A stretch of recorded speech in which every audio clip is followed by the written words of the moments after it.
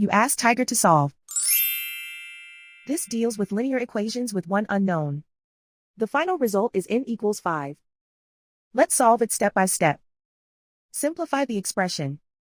Expand the parentheses. Simplify the arithmetic. Multiply the coefficients. Group all constants on the right side of the equation. Subtract 1,207 from both sides. Group like terms.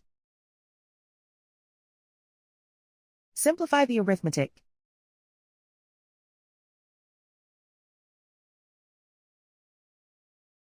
Isolate the n. Divide both sides by negative 4,757. Cancel out the negatives.